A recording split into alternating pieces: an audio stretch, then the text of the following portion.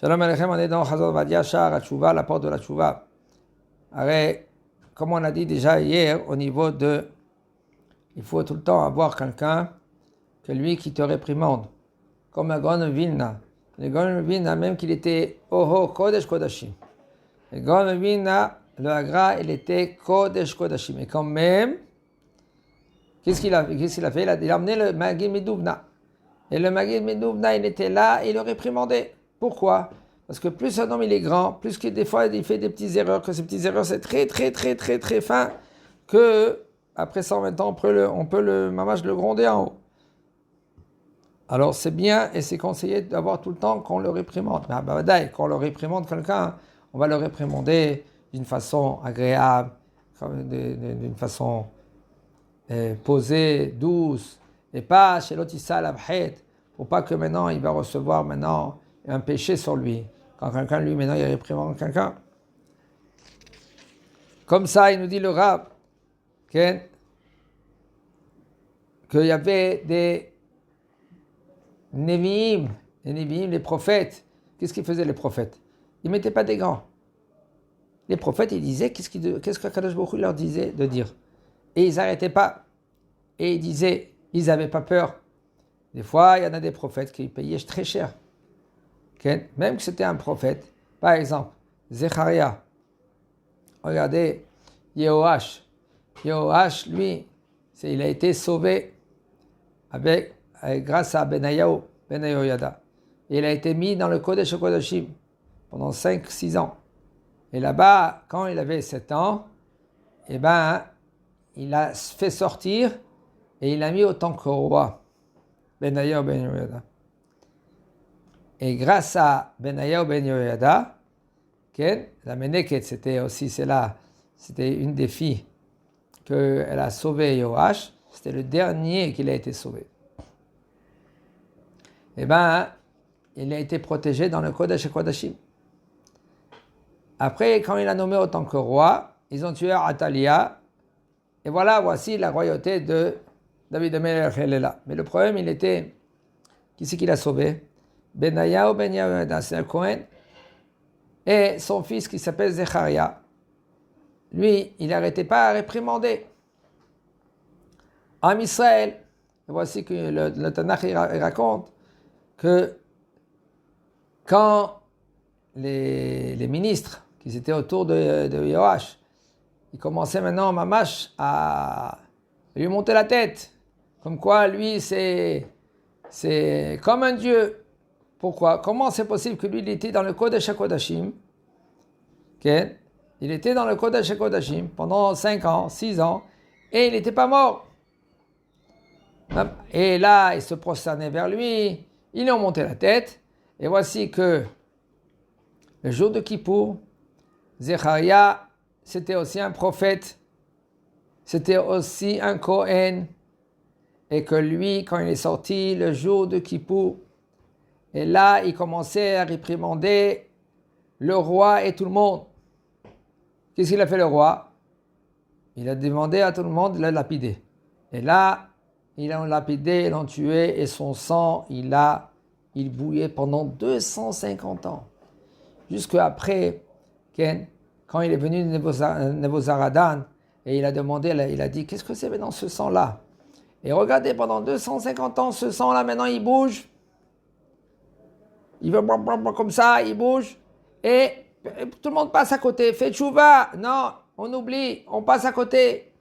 Jusqu'à maintenant, il y avait Nebuzaradan, lui il est venu, il a conquis Jérusalem, et il a demandé à Nebuzaradan que c'était le boucheron.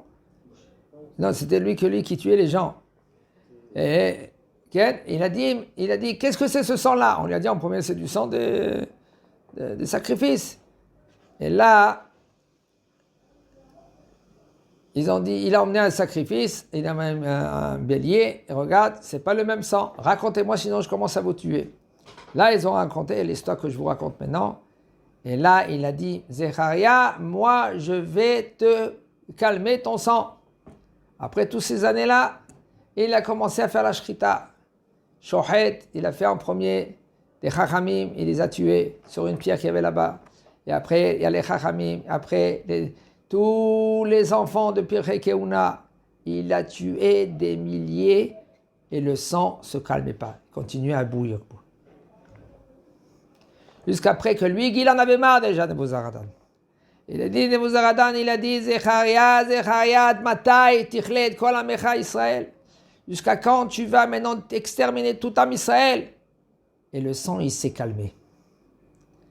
Il a dit, Nebuzaradan, il s'est dit, si maintenant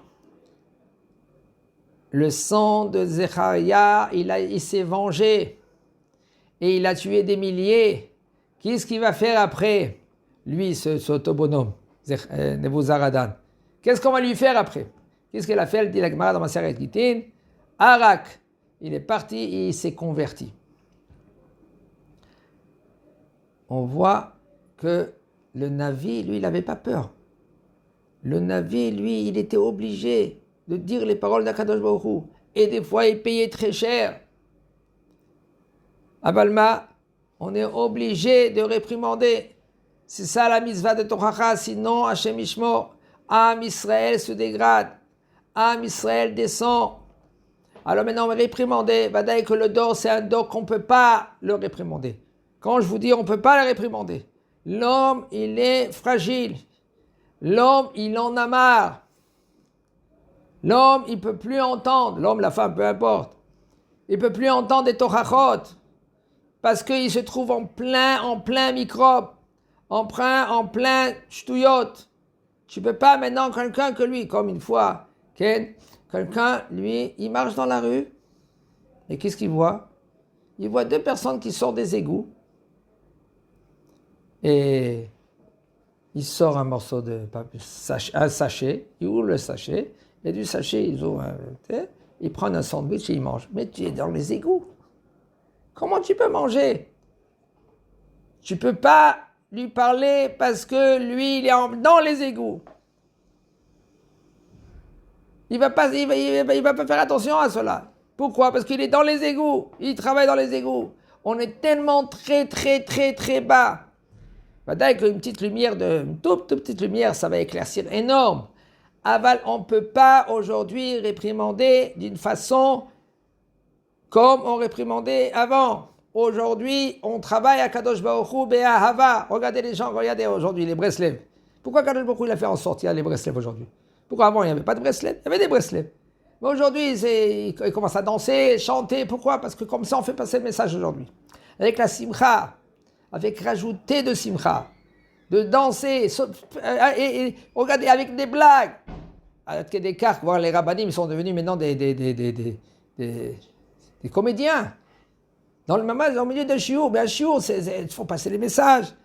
De faire passer les messages, il faut, comme de faire, quand tu prends une pilule. Comment tu prends une pilule? La poudre, il y a la poudre dedans, c'est amer. Un homme, lui, ne peut pas prendre la poudre et manger comme ça avec une cuillère. On lui dit, bonhomme, tu es malade, tu es fatigué, prends une cuillère de cette poudre-là. Le bonhomme, il ne va pas la prendre. Pourquoi? Parce que c'est amer. Il va recracher. Alors, comment on fait passer maintenant cette poudre-là, qu'elle est amère? On met la poudre dans un morceau de caoutchouc, plastique. On le met dedans, lui il prend et il avale. Et puis, ce que tu avales, au Hachem, doucement, tu vas te guérir. Avant de faire passer la pilule, comment on la fait passer? Prends du plastique, prends quelque chose qui enveloppe maintenant le message. C'est quoi? Des fois la blague, des fois une histoire. Des fois, aujourd'hui, les gens, ils sont très bas parce qu'ils ne peuvent plus entendre. Les oreilles, ils sont bouchées. C'est orlat alev. Orlat, ça veut dire c'est la prépuce du cœur. Il est bouché. C'est malgré lui, avec tous les microbes qu'il y a, avec tous le n'importe quoi qu'il y a, l'homme ne peut pas accepter. Un homme, même que lui, qu'il est sage, tu lui parles. Il y a trop de midotes qu'ils empêchent que l'homme accepte. Qu'est-ce qu'il faut faire? Doucement venir, caresser, doucement passer le message, doucement. Même regardez dans la Beth Knesset, il y en a un vieux qui met les tefilines là. Tu veux lui venir vers lui, tu lui dis, Pépé, écoute, tu sais, si tu mets les tefilines là, tu n'as rien mis. Qu'est-ce qu'il va te répondre, Pépé? Tu sais de quoi tu parles? Avec qui tu parles? Moi, j'ai mis les tefilines avant que tu n'aies Bichlal. Et il va commencer. Mais qu'est-ce que je te dis, Pépé? Les tefilines du Milad, c'est pas rendu qu'il. J'ai tefilines dans la halakha. Et c'est vrai, tu as raison. Mais tu ne peux pas lui faire passer le message. Il va pas comprendre. Il va pas entendre. Pourquoi? Les midot, ils sont là, ils empêchent. Comment tu fais passer le message? Tu lui racontes une blague. Hey, Pépé, regarde, tes tefilines sont tombées. Regarde, viens, je t'aide. Regarde, viens, je t'aide. Et tu lui mets les tefilines là. Et c'est bon. Maintenant, on va lui apprendre maintenant que tous les jours, il va faire comme ça. C'est un problème. L'homme aujourd'hui, il est trop belahatz, ça veut dire avec trop de, il sait pas quoi faire, il sait pas qu'est-ce qui va se passer. On est dans un rien aujourd'hui, on sait pas. Le monde commence à s'écrouler. Les gens qui étaient intellects, ils commencent à descendre, ils commencent à être négatifs. Les gens, l'université. Mais l'université fait montrer. Qu'est-ce que c'est l'université? Université, ça s'appelle Oversitra, l'autre côté de la citra. Un homme veut l'université, en malasot. C'est vrai, on doit étudier, on doit avancer. Aval, il faut comprendre. Tu rentres dans la citra.